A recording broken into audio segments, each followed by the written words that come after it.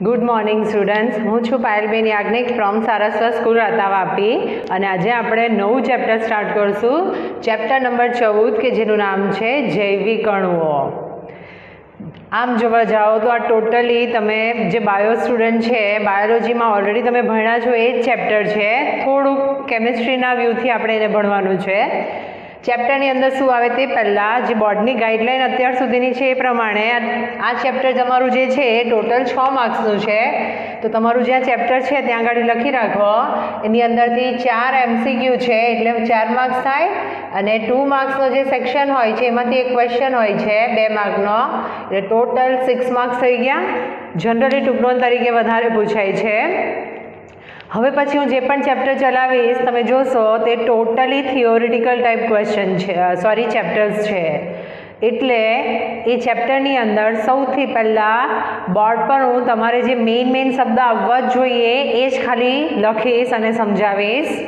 જેની અંદર ડિટેલમાં સમજાવવાનું હશે એ ડિટેલમાં સમજાવીશ, પણ પર્ટિક્યુલર હવે પછી તમારી પાસે હાઇલાઇટર હોવું જોઈએ।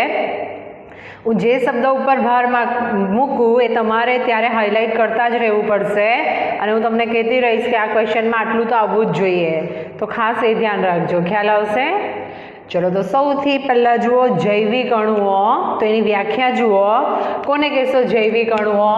તો જનરલી જૈવિક અણુઓ એટલે જીવંત પ્રણાલીમાં રહેલા અણુઓ। જીવંત પ્રણાલીમાં રહેલા અણુઓ જે હશે એને શું કહેવામાં આવે છે? જૈવિક અણુઓ। તો એના ઉદાહરણ જુઓ એટલે તમને ખ્યાલ આવે। તો એના ઉદાહરણ હશે કાર્બોહાઈડ્રેટ, એના પછી આવશે ન્યુક્લિક એસિડ, એના પછી આવશે પ્રોટીન, ચરબી, વિટામિન। 30% સિલેબસમાંથી જે કટ થઈ ગયું છે એની અંદર તમે જોશો તો આ બધા ટોપિક ટૂંકનોંધ તરીકે ભણવાના છે, એટલે ચેપ્ટર પૂરું। બધા અગત્યના છે, પણ એની અંદર જે કાર્બોહાઈડ્રેટ અને પ્રોટીન, તો આ બે જે છે કાર્બોહાઈડ્રેટ અને પ્રોટીન એ બધા ખોરાકના અગત્યના ઘટક છે। તો આપણે સૌથી પહેલાં શરૂઆત એનાથી જ કરશું, ટૂંકનોંધ જ જોવાની છે તમારે। તો તમારી ટેક્સ્ટબુકમાં જોશો તો તમને સ્ટાર્ટિંગમાં સમજાવ્યું છે। હવે સૌથી પહેલાં હું સ્ટાર્ટ કરું છું નંબર 1 કાર્બોહાઈડ્રેટ। કાર્બોહાઈડ્રેટ જે છે, તમને જો એવો પ્રશ્ન પૂછવામાં આવે કે જીવન જીવવા માટે જરૂરી વસ્તુ કઈ છે, તો તમે શું જવાબ આપશો? વિચારો। જીવન જીવવા માટે અગત્યની વસ્તુ કઈ છે, તો તમે બહુ ઘણું લાંબુ લિસ્ટ બનાવશો, પણ જીવન જીવવા માટે જે બેઝિક જરૂરિયાત છે તમારી એ કાર્બોહાઈડ્રેટ પૂરી કરે। કેવી રીતે? તો કાર્બોહાઈડ્રેટ જ છે જેમાંથી આપણને અન્ન, વસ્ત્ર અને રહેઠાણ મળે। આનો તમે અનુભવ કર્યો હશે। અત્યારે જે 21 ડેઝનું લોકડાઉન આવ્યું હતું એની અંદર આપણે જેની પાસે અન્ન, વસ્ત્ર અને રહેઠાણ હતું એમને સર્વાઈવ કરવામાં કોઈ પ્રોબ્લેમ નહીં આવ્યો। એટલે કે જીવનની જે મેઇન બેઝિક જરૂરિયાત છે એ છે કાર્બોહાઈડ્રેટ। કાર્બોહાઈડ્રેટની અંદર તમે જોશો તો સ્ટેટમેન્ટ લખીને આપ્યું છે વનસ્પતિ દ્વારા મળે। એના ઉદાહરણ જોશો તમે તો એની અંદર આવશે બધી શર્કરા, શેરડી, પછી આવશે શેરડી એટલે સુક્રોઝ કહેવાય, ગ્લુકોઝ, સ્ટાર્ચ। તો આ બધા જે છે એ બીજું કંઈ નહીં, શું છે? કાર્બોહાઈડ્રેટ। એના પછી તમે જ્યારે પણ એની હિસ્ટ્રી જોશો તો શરૂઆતની અંદર કાર્બોહાઈડ્રેટને કેવી રીતે ઓળખવામાં આવતા હતા? તો કાર્બોહાઈડ્રેટનું જે સામાન્ય સૂત્ર છે, શરૂઆતમાં વાત કરું છું, તો શરૂઆતમાં કાર્બોહાઈડ્રેટને ઓળખવા માટે સામાન્ય સૂત્ર વપરાતું CxH2O-Y। કેવી રીતે? દાખલા તરીકે જોઈ લો ગ્લુકોઝ, આપણને બધાને ખબર છે ગ્લુકોઝ એટલે C6H12O6 છે। હવે એને આની અંદર બંધ બેસતું કરો તો શું થશે? C6H2O6 આવે। ખ્યાલ આવે? તો આ રીતે તમે કાર્બોહાઈડ્રેટનું સામાન્ય સૂત્ર દર્શાવી શકો। પરંતુ શું થતું હતું? દાખલા તરીકે નંબર 1 લઈ લઉં એસિટિક એસિડ. એસિટિક એસિડનું સૂત્ર શું થાય? CH3COOH થાય. ચલો તો એની અંદર આ સૂત્ર બંધ બેસતું બને કે નહીં બને તે જુઓ. તો C2 છે અને H2O કેટલા થાય? 2 હાઇડ્રોજન, 3 ને 1 4 હાઇડ્રોજન છે ને 2 ઓક્સિજન છે એટલે અહીંયા 2 લખાય. તો એસિટિક એસિડ કાર્બોહાઈડ્રેટ છે? નથી, એ તો ઓર્ગેનિક એસિડ છે એટલે આ કાર્બોહાઈડ્રેટ નથી. છતાં આ સૂત્ર એની અંદર બંધ બેસતું આવે છે. આ બધું હાઇલાઇટ કરજો. અને એની જ અંદર બીજું ઉદાહરણ છે રેમનોઝ. રેમનોઝનું સૂત્ર જુઓ C6H12O5. હવે 5 આવ્યું એટલે તમને ખ્યાલ આવી જાય કે આ સૂત્ર બંધ બેસતું આવવાનું જ નથી. તો આ પોતે કાર્બોહાઈડ્રેટ છે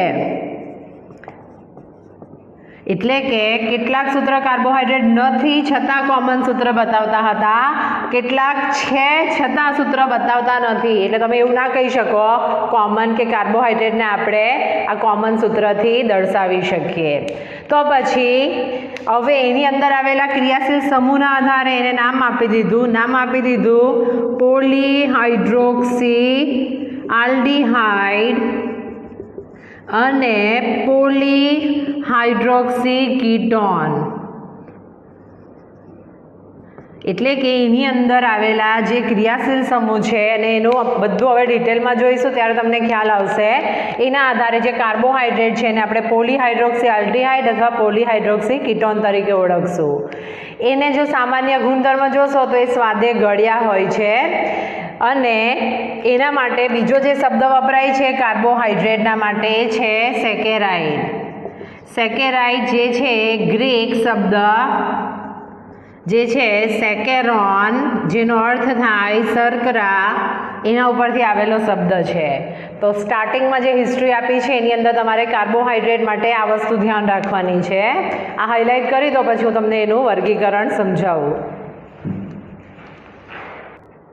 ચલો નેક્સ્ટ ટોપિક જુઓ. જે 2 માર્કનો જે ક્વેશ્ચન છે એની અંદર પૂછી શકાય. Topic number 14.1.1. તમારી નોટ્સ બને એ રીતે મેં બોર્ડ પર બનાવ્યું છે, તમારી ટેક્સ્ટબુકમાં સીધું આપ્યું છે. તો પહેલાં સમજી લો ને પછી સ્ક્રીનશોટ લો, ત્યારે આ રીતની નોટ્સ બનાવજો. કાર્બોહાઈડ્રેટ સંયોજનોનું વર્ગીકરણ કેવી રીતે થાય? તો તમને ખબર જ છે સુક્રોઝનું જળ વિભાજન કરો તો ગ્લુકોઝ અને ફ્રુક્ટોઝ મળે. પણ ગ્લુકોઝનું ફરીથી જળ વિભાજન કરવું હોય તો એનાથી નાની શર્કરામાં એનું રૂપાંતર ના થાય. તો એ સંખ્યાના આધારે એનું 3 ભાગમાં વર્ગીકરણ થાય: મોનોસેકેરાઇડ, ઓલિગોસેકેરાઇડ અને પોલીસેકેરાઇડ. મોનો એટલે એક સંખ્યાને રિલેટેડ આવેલું છે, પોલી એટલે અસંખ્ય સંખ્યાને રિલેટેડ આવે છે. ઓલિગોસેકેરાઇડમાં 2 થી 10 સુધીના મોનોસેકેરાઇડ મળે, તમે ભણશો. સૌથી પહેલાં જુઓ મોનોસેકેરાઇડ કોને કહેવાય? કાર્બોહાઈડ્રેટ. તો મોનોસેકેરાઇડ એટલે એવા કાર્બોહાઈડ્રેટ છે કે જેનું જળ વિભાજન કરો તો પોલીહાઇડ્રોક્સી આલ્ડીહાઇડ અને પોલીહાઇડ્રોક્સી કીટોન, જે એનું રાસાયણિક રીતે વર્ગીકરણ છે, એનું જળ વિભાજન કરી શકાતું નથી. એટલે કે દાખલા તરીકે ગ્લુકોઝ લઈ લો, C6H12O6. એને એનાથી નાના શર્કરાની અંદર હું જે શબ્દ વાપરું તે બરાબર સમજો. એનાથી નાના કાર્બોહાઈડ્રેટમાં રૂપાંતર ના કરી શકો, એનું બીજા અણુમાં રૂપાંતર કરી શકો તો એની વ્યાખ્યા થઈ ગઈ કે જે મોનોસેકેરાઇડનું જળ વિભાજન કરી શકાતું નથી. શેમાં? પોલીહાઇડ્રોક્સી આલ્ડીહાઇડ અને પોલીહાઇડ્રોક્સી કીટોનમાં એને શું કહેવાશે? મોનોસેકેરાઇડ. તો એના ઉદાહરણ કેટલા છે? તો કુદરતમાં જે મોનોસેકેરાઇડ છે એની સંખ્યા લગભગ 20 જેટલી છે. આ એટલા માટે હાઇલાઇટ કરજો કારણ કે મલ્ટિપલ ચોઇસમાં પૂછી શકાય. એના ઉદાહરણ છે ગ્લુકોઝ, ફ્રુક્ટોઝ, રિબોઝ. તો ઉદાહરણ પણ યાદ રાખવાના, જોડકા જોડો. એક બાજુ નામ આપે ને એક બાજુ વર્ગીકરણનું નામ આપે તો તમારે જોડકા જોડવાના રહેશે. એના પછી જુઓ ઓલિગોસેકેરાઇડ.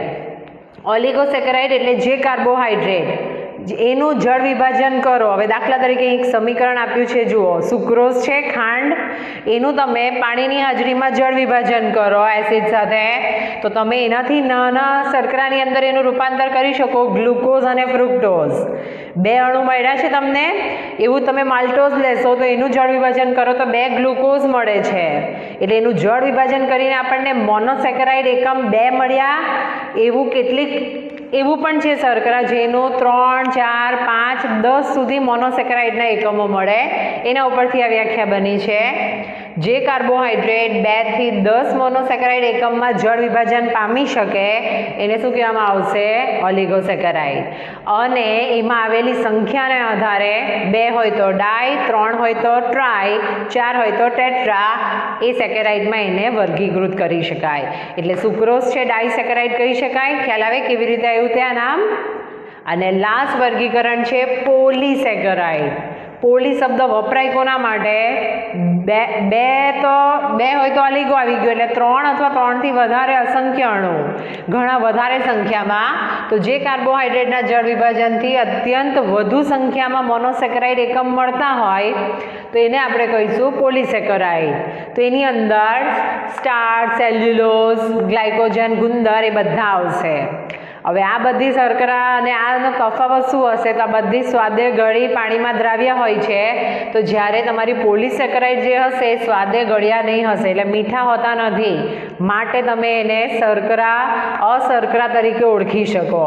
તો ઘણીવાર તફાવત તરીકે પણ પૂછી શકાય. મોનોસેકેરાઇડ ઓલિગોસેકેરાઇડનો તફાવત લખો, મોનોસેકેરાઇડ પોલીસેકેરાઇડનો તફાવત લખો. તો માર્ક્સ જોઈને મુદ્દા લખવાના, વ્યાખ્યા, ઉદાહરણ એ દર્શાવો એટલે મેક્સિમમ 2 માર્કમાં એટલું ઇનફ છે. ખ્યાલ આવશે? ચલો એને આ રીતે લખી દો તમારી નોટમાં. ચલો એની આગળનો ટોપિક જુઓ. ટોપિક નંબર 14.1.2 કે જેનું નામ છે મોનોસેકેરાઇડ સંયોજનો. હવે મોનોસેકેરાઇડ કોને કહેવાય આપણે જોઈ ગયા. હવે ડિટેલમાં જોઈએ મોનોસેકેરાઇડ સંયોજનો. તો મોટાભાગે જે મોનોસેકેરાઇડ છે એને કાર્બન પરમાણુની સંખ્યા અને એમાં આવેલા ક્રિયાશીલ સમૂહના આધારે વર્ગીકૃત કરી શકાય. તો એને કેવી રીતે લખાય? દાખલા તરીકે તમે જોશો ગ્લુકોઝ જ્યારે જોશો એનું બંધારણ, તો એમાં જે ક્રિયાશીલ સમૂહ આવેલો છે એ છે CHO. CHO આલ્ડીહાઇડ આવે, એના ઉપરથી એને કહેવાય આલ્ડોઝ. એવું જ તમે ફ્રુક્ટોઝ જોશો તો એની અંદર કીટોન આવેલો હશે, એટલે એને શું કહેવાશે? કીટોઝ. તો આ થઈ ગયું ક્રિયાશીલ સમૂહને આધારે. અને જ્યારે કાર્બન પરમાણુની સંખ્યાના આધારે તમે જોશો તો કાર્બન પરમાણુની સંખ્યા 3, 4, 5, 6 અને 7 હોય એવું વર્ગીકરણ આપણે જોવાનું છે એનું. તો 3 હોય એટલે આપણે ટ્રાય, ટેટ્રા, પેન્ટા, હેક્ઝા, હેપ્ટા એ રીતે બોલતા હતા, એની જગ્યાએ લખશું ટ્રાયોઝ, ટેટ્રોઝ, પેન્ટોઝ, હેક્ઝોઝ અને હેપ્ટોઝ. ખ્યાલ આવી જાય? અને જ્યારે આલ્ડીહાઇડ સાથે ટ્રાયોઝ લખ્યું હોય તો એને બોલાશે આલ્ડો ટ્રાયોઝ. કીટોન હોય તો કીટો ટ્રાયોઝ. ખ્યાલ આવી જાય? તો આ બધાના નામ તમે જાતે બનાવી શકો. આ બનશે આલ્ડો ટેટ્રોઝ, આલ્ડો પેન્ટોઝ અને કહેવાશે આલ્ડો હેક્ઝોઝ. કાર્બનની સંખ્યા 6 હોય અને લાસ્ટ આલ્ડો હેપ્ટોઝ. ખ્યાલ આવે? અને જ્યારે કીટોન હશે તો એની અંદર એનું નામ બની જશે કીટો ટેટ્રોઝ, કીટો પેન્ટોઝ, કીટો હેક્ઝોઝ અને લાસ્ટ કીટો હેપ્ટોઝ. ખ્યાલ આવી જાય? તો જ્યારે નામ લખો ત્યારે ખાસ આ ધ્યાન રાખજો. ચલો હવે એની આગળનો ટોપિક જુઓ. Topic number 14.1.2. હવે મેઇન ટૂંકનોંધ ચાલુ થશે તમારી. JEE નીટની અંદર તમને એની અંદર જે સમજાવીશ બંધારણ જ્યારે આવશે ત્યારે કહેતી રહીશ એ કેવી રીતે ક્વેશ્ચન પૂછાય તે જુઓ. અને આપણે મોનોસેકેરાઇડ પહેલો શરૂઆત કરીએ છીએ અને એ છે ગ્લુકોઝ. તમને બધાને જો એવું પૂછવામાં આવે કે ગ્લુકોઝ વિશે તમારી પાસે શું નોલેજ છે તો એક તો પહેલાં તમને એનું સૂત્ર આવડે C6H12O6. શર્કરા છે સ્વાદે મીઠી છે, તેમાં તમારે યાદ રાખવાનું છે કે ગ્લુકોઝ મુક્ત સ્વરૂપે અને બીજું સંયોજિત સ્વરૂપે બંને રીતે મળી આવે છે. મોટા ભાગે જે પાકા ફળો હોય છે, દ્રાક્ષ હોય છે, એની અંદર ગ્લુકોઝ પ્રમાણ મેક્સિમમ હોય. તમે મધની અંદર પણ ગ્લુકોઝનું પ્રમાણ હોય. એટલે મીઠા ફળ, મધ ઓબ્લિક પાકી દ્રાક્ષ જે હશે એ એના મુખ્ય સ્ત્રોત છે. હવે આપણે જોઈએ એની બનાવટ. એકવાર ખાલી 2 માર્ક્સની અંદર એની બનાવટ પણ પૂછાયેલી હતી. તો સૌથી પહેલી બનાવટ જે જોઈશું આપણે એ હશે એની સુક્રોઝમાંથી બનાવટ. સુક્રોઝ એટલે શું કહેવામાં આવે? શેરડી કહેવામાં આવે. તો બધી લીટી હાઇલાઇટ કરતા રહેજો. જ્યારે સુક્રોઝનું મંદ એસિડ HCl ઓર મંદ H2SO4 સાથે જળ વિભાજન કરવામાં આવે સુક્રોઝ એટલે શું કહેવાય? C12H22O11 કહેવાય. જળ વિભાજન છે એટલે H2O મંદ એસિડની હાજરીમાં, તો એની અંદરથી તમને C6H12O6 પ્લસ C6H12O6 મળશે. અને આ બીજું કંઈ નહીં હશે, ગ્લુકોઝ અને ફ્રુક્ટોઝનું મિશ્રણ મળશે. તો ખ્યાલ આવી ગયો પહેલી બનાવટ કઈ છે. એના પછી બીજી બનાવટ અગત્યની છે અને એ છે સ્ટાર્ચમાંથી. તમે જોશો કોઈક વાર સૂત્ર બી પૂછાય, સ્ટાર્ચ એટલે C6H10O5N. તમને આગળ જ શીખવાડ્યું છે, પોલીસેકરાઇડનું ઉદાહરણ છે સ્ટાર્ચ, એટલે એની અંદર N આવશે. તેમાં તમને લખીને આપ્યું છે એનું પણ એસિડ ઉદ્દીપકની હાજરીમાં જ્યારે પર્ટિક્યુલર તાપમાન યાદ રાખજો, 393 કેલ્વિન તાપમાને અને 2 થી 3 વાતાવરણ દબાણે જળ વિભાજન કરવામાં આવે. કોનું? સ્ટાર્ચનું. એટલે C6H10O5N વત્તા N મોલ H2O લખવું પડે, જળ વિભાજન. એસિડની હાજરીમાં પ્રક્રિયા કરવાની છે, 393 કેલ્વિન, 2 થી 3 વાતાવરણ. તો સ્ટાર્ચની અંદરથી તમને ગ્લુકોઝના જળવો મળશે અને એ હશે N મોલ C6H12O6, તો એ હશે ગ્લુકોઝ. તો સૌથી પહેલાં ગ્લુકોઝ શું છે, એની બનાવટ શું છે તે ખ્યાલ આવી ગયો. હવે આપણે ડિટેલમાં જોઈશું ગ્લુકોઝનું બંધારણ. તે પહેલાં તમે નોટમાં લખવાનું છે અથવા સ્ક્રીનશોટ લઈ લો.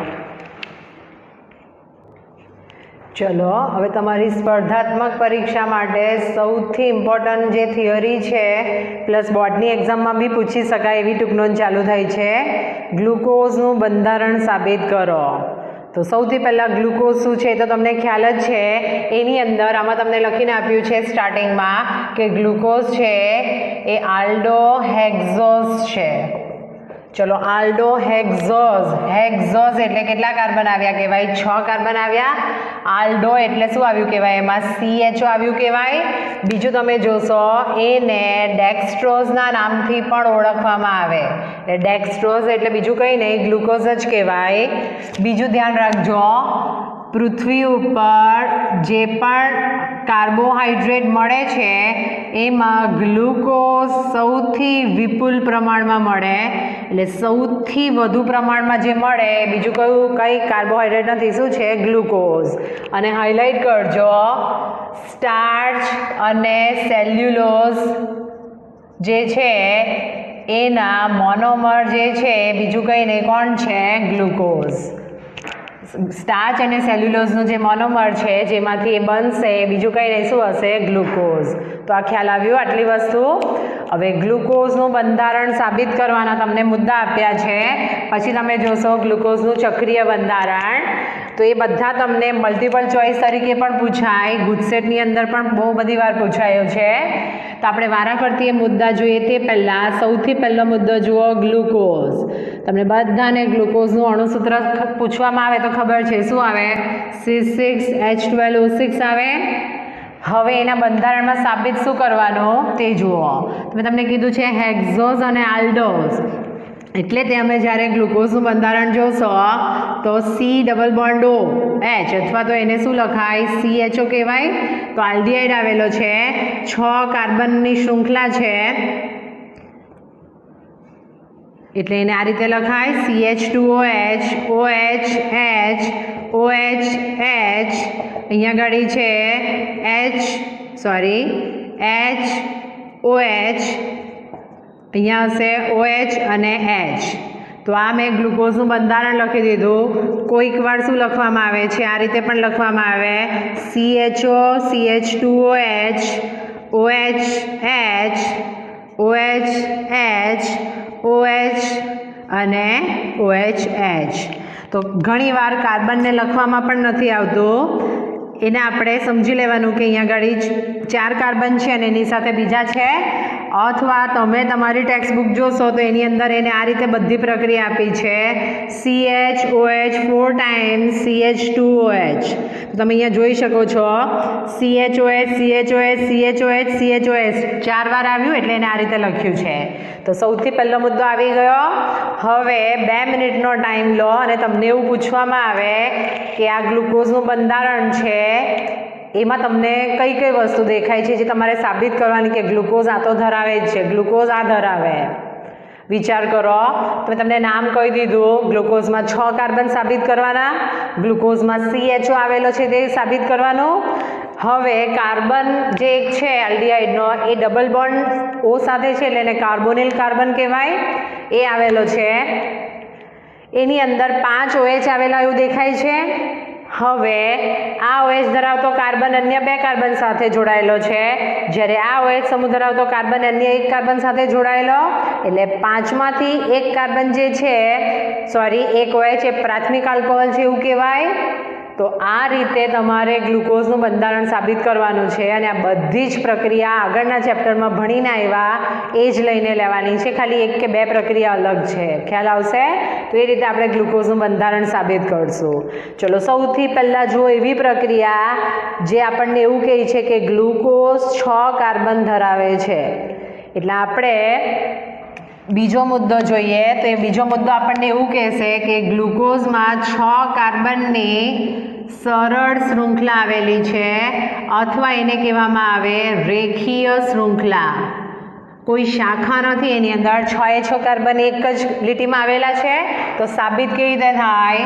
તો જ્યારે તમે ગ્લુકોઝ એટલે એને આ રીતે લખીએ CHO CHOH 4 ટાઈમ્સ CH2OH એને HI સાથે ગરમ કરશો, સ્ટેટમેન્ટ ખાસ ધ્યાન રાખજો, તો તમને મળશે N-હેક્ઝેન। હેક્ઝેન એટલે 6 કાર્બન એટલે CH3 CH2 4 ટાઈમ્સ CH3 આ રીતે લખું। તો આ N-હેક્ઝેન ક્યારે મળી છે? N-હેક્ઝેન મળ્યો એનો મતલબ એમ કે એની અંદર જે કાર્બન આવેલા છે એ રેખીય શૃંખલામાં આવેલા હોય તો જ એની અંદર આ પ્રક્રિયા શક્ય બને। તો 1 વર્ષે JEE-ના અંદર આ પૂછાયેલું હતું ક્વેશ્ચન, તો એના માટે ખાસ ધ્યાન રાખજો। ચલો એના પછી આપણે ત્રીજી પ્રક્રિયા જોઈએ એની અંદર, તો એ છે કાર્બોનિલ કાર્બનની હાજરી। તો ત્યાં ગાડી મેં તમને આલ્ડીહાઇડ અને કીટોનમાં પ્રક્રિયા કરાવડાવી હતી, યાદ કરો કઈ પ્રક્રિયા? તો ત્યાં તમને કરાવડાવ્યું હતું એમોનિયા અને તેના સંયોજનો, યાદ છે? C+N Z નિપજ મળતી હતી। ત્યાં મેં તમને શીખવાડ્યું હતું કે જ્યારે તમે OH લેશો અને જ્યારે NH2OH બને તો એને શું કહેવાય? હાઇડ્રોક્સિલ એમાઇન કહેવાય। હાઇડ્રોક્સિલ એમાઇન, અને હાઇડ્રોક્સિલ એમાઇન જ્યારે અહીંયા જોડાશે તો એ બનાવશે ઓક્ઝાઇન। આલ્ડીહાઇડની અંદર મેં તમને આ સમજાવ્યું હતું, અને બીજું સમજાવ્યું હતું HCN લેશો તો ત્યારે જે હશે સાઇનોહાઇડ્રીન નિપજ બનાવે, સાઇનોહાઇડ્રીન નિપજ બને। તો આ બીજું કંઈ નહીં, આ એવી પ્રક્રિયા છે જે આલ્ડીહાઇડની અંદર કાર્બોનિલ કાર્બન આવેલો છે અથવા તો આલ્ડીહાઇડ સમૂહ આવેલો છે એની પ્રક્રિયા છે। તો આપણે પહેલાં આ રીતે લખીએ એટલે તમને ઇઝીલી યાદ રહે, ગ્લુકોઝ વત્તા હાઇડ્રોક્સિલ એમાઇન તો તમને એનો ઓક્ઝાઇન મળે, અને ગ્લુકોઝ વત્તા HCN એટલે તમને મળશે સાઇનોહાઇડ્રીન। ચલો એના સમીકરણ જોવા હોય ઓક્ઝાઇમના તો અહીંયા આગળ લખી દઉં CHO CHOH 4 ટાઈમ્સ CH2OH, એની તમારે NH4OH સાથે પ્રક્રિયા જોવાની। અહીંયા ગાડી ડબલ બોન્ડ NZ Z તરીકે OH આવવાનું, એટલે અહીંયા ગાડી ચેન્જ એ થશે, CH એનું એ જ રહેશે, N અને OH। આ બધી પ્રક્રિયા શીખવાડી છે આલ્ડીહાઇડમાં, બાકીનું બધું હશે CHOH 4 ટાઈમ્સ CH2OH। તો આ ગ્લુકોઝનો ઓક્ઝાઇમ બન્યો। તો આ એવું સાબિત કરે કે ગ્લુકોઝની અંદર કાર્બોનિલ કાર્બન અથવા તો આલ્ડીહાઇડ આવેલો છે। બીજું HCN સાથેની પ્રક્રિયા, તો એની જ બીજી પ્રક્રિયા જુઓ, CHO CHOH 4 ટાઈમ્સ CH2OH વત્તા HCN સાઇનોહાઇડ્રીન બનાવે। સાઇનોહાઇડ્રીન બી બંધારણ તમે જોઈ ગયા છો, અહીંયા આવશે CHCNOH, અને અહીંયા આગળ બાકીનું તો એનું એ જ રહેવાનું, CHOH 4 ટાઈમ્સ CH2OH। તો આ જે સંયોજન બન્યું એ ગ્લુકોઝનો સાઇનોહાઇડ્રીન સંયોજન મળ્યું, જે સાબિત કરે કે એમાં કાર્બોનિલ કાર્બન આવેલો છે। ખ્યાલ આવે? તો આ રીતે તમે એની હાજરી દર્શાવી શકો। એના પછી ચોથી પ્રક્રિયા ખાસ ધ્યાન રાખજો, ઓક્સિડેશન પ્રક્રિયા. તો જ્યારે તમે એને બ્રોમિન Br2 જળ વડે ઓક્સિડેશન પ્રક્રિયા કરશો તો આ જે છે એ મંદ ઓક્સિડેશન કરતા છે, એટલે તમે CHO CHOH 4 ટાઈમ્સ CH2OH સાથે એની પ્રક્રિયા બ્રોમિન જળ સાથે કરશો તો તમને નામ આપ્યું હશે ત્યાં ગાડી ગ્લુકોનિક એસિડ. એવો બીજો નામ આવશે સેકેરિક એસિડ, તો ભેગું નહીં કરતા. તમને ખબર છે ઓક્સિડેશન થાય, CHO નું ઓક્સિડેશન થાય તો COOH મળે, એટલે અહીંયા આગળ તમે સૂત્ર જોશો તો COOH છે, બાકીનું એનું એ જ છે CHOH 4 ટાઈમ્સ CH2OH. તો આ જે ગ્લુકોનિક એસિડ વડે ઓક્સિડેશન કરી શક્યા એ જ બતાવે છે કે એની અંદર શું આવેલું છે. એટલે કે તમે આમાં એ પણ કહી શકો કે કાર્બોનિલ કાર્બન જે છે એ CHO તરીકે હાજર છે. એના પછી પાંચમી પ્રક્રિયા જુઓ, તમને લખીને આપ્યું છે કે ગ્લુકોઝ જે છે એ એસિટિક એનહાઇડ્રાઇડ. ચલો એસિડિક એનહાઇડ્રાઇડ એટલે શું કહેવાય? CH3CO ટ્વાઇસ ઇન્ટુ O કહેવાય. એસાઇલેશન પ્રક્રિયા માટે વપરાય. તો એની સાથે જ્યારે એસિડિલેશન પ્રક્રિયા કરશે તો આ શબ્દ હાઇલાઇટ કરો, પેન્ટા એસિટેટ બનાવે છે. અને પેન્ટા એસિટેટ બનાવે એ સાબિત કરે કે ગ્લુકોઝમાં 5 OH સમૂહ આવેલા છે, તો જ એનું એસાઇલેશન પ્રક્રિયા થઈને તમને પેન્ટા એસિટેટ મળે. જ્યારે તમે એનું સમીકરણ જોશો તો CHO CHOH 4 ટાઈમ્સ CH2OH છે, એની પ્રક્રિયા acidic anhydride CH3CO twice into O એટલે એસાઇલ ગ્રુપ એમાં દાખલ થવાનો. તો એની અંદર એસાઇલ ગ્રુપ દાખલ થઈને તમને મળશે CHO C double bond O CH3 4 times અને અહીંયા હશે CH2O COCH3. તો આ છે ગ્લુકોઝનો પેન્ટા એસિટેટ જે દર્શાવે કે ગ્લુકોઝમાં 5 OH આવેલા છે. એટલે કે આગળ ગ્લુકોઝનું બંધારણ હતું, આ બંધારણ મારે રફ કરવું પડશે કારણ કે લાસ્ટ પ્રક્રિયા મારે બતાવવાની બાકી છે, તો એને આ રીતે પણ દર્શાવી શકાય એવું તમે સમજી શકો. તો અત્યાર સુધી મેં શું કરાવી દીધું તે જુઓ. પહેલાં તો 6 કાર્બન આવેલા છે તમને કરાવી દીધું, એના પછી એની અંદર 5 OH આવેલા છે એવું કરાવડાવ્યું. તો 5 OH છે એ પણ સાબિત થઈ ગયું. પછી એની અંદર કાર્બોનિલ કાર્બન આવેલો છે C ડબલ બોન્ડ O અને તે CHO સ્વરૂપે આવેલો છે એ આપણું સાબિત થઈ ગયું. અને લાસ્ટ બંધારણમાં આ જે CH2OH મેં તમને સમજાવ્યો હતો કે બાકીના 4 OH કરતાં અલગ છે એ દર્શાવતી પ્રક્રિયા છે. તો તમને છઠ્ઠો મુદ્દો લખીને આપ્યો છે ગ્લુકોઝ CHOH 4 ટાઈમ્સ CH2OH લઈ લો, એનું ઓક્સિડેશન કરો, અથવા અહીંયા આગળ તમને જે બ્રોમિન જળ વડે તમે ઓક્સિડેશન પ્રક્રિયા કરી અને ગ્લુકોનિક એસિડ મળ્યું COOH CHOH 4 ટાઈમ્સ CH2OH લઈ લો, એનું ઓક્સિડેશન કરો. બંનેનું ઓક્સિડેશન કરશો તો ઓલરેડી CHO છે એનું તો COOHમાં ઓક્સિડેશન થયું, પણ અહીંયા ગાડી જે CH2OH આવ્યો છે પ્રાથમિક આલ્કોહોલ, એનું પણ રૂપાંતર થશે COOH. અને મેં તમને નામ યાદ રાખવા કીધું હતું સેકેરિક એસિડ. સેકેરિક એસિડ એટલે બંને COOH, ગ્લુકોનિક એસિડ એટલે એક COOH છે. તો આ પ્રક્રિયા દર્શાવે કે ગ્લુકોઝમાં એક OH જે છે પ્રાથમિક આલ્કોહોલ આવેલો છે, પ્રાથમિક આલ્કોહોલ તરીકે હાજર છે. ખ્યાલ આવી ગયો? તો ખાસ ધ્યાન રાખજો, જે તમારી સ્પર્ધાત્મક પરીક્ષા છે એની અંદર કઈ પ્રક્રિયા કયો મુદ્દો નિર્દેશિત કરે એ મેક્સિમમ ટાઈમ પૂછાયેલું છે, ખાસ ઓક્સિડેશનવાળી પ્રક્રિયા. તો આ રીતે તમે ગ્લુકોઝની અંદર સાબિત કરી શકો 6 કાર્બન રેખીય શૃંખલા, CHO કાર્બોનિલ કાર્બન, 5 OH એમાંનો એક પ્રાથમિક આલ્કોહોલ. અને આ જ ટૂંકનોંધ તમને 2 માર્કમાં પણ પૂછી શકાય. તમને પૂછી શકાય કે ગ્લુકોઝમાં CHO સમૂહ હાજર છે, ગ્લુકોઝમાં કાર્બોનિલ કાર્બન હાજર છે, દર્શાવતી પ્રક્રિયા લખો.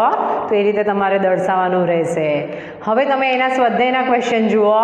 ટોટલી થિયોરિટિકલ ટાઈપ છે, એટલે સ્ટાર્ટિંગના જે ક્વેશ્ચન છે એ બધા તમને વર્ગીકરણ અને ગ્લુકોઝના બંધારણને લગતા છે. તો એ તમારે આ જે નોટ્સ બનાવડાવી છે એમાંથી તૈયાર કરવાના, અથવા તમને સીધા ટેક્સ્ટબુકમાંથી મળી જશે. આ તમારી નોટમાં લખવાનું છે અથવા સ્ક્રીનશોટ લઈ લો. એની આગળનો ટોપિક આપણે નેક્સ્ટ વિડીયોમાં જોઈશું.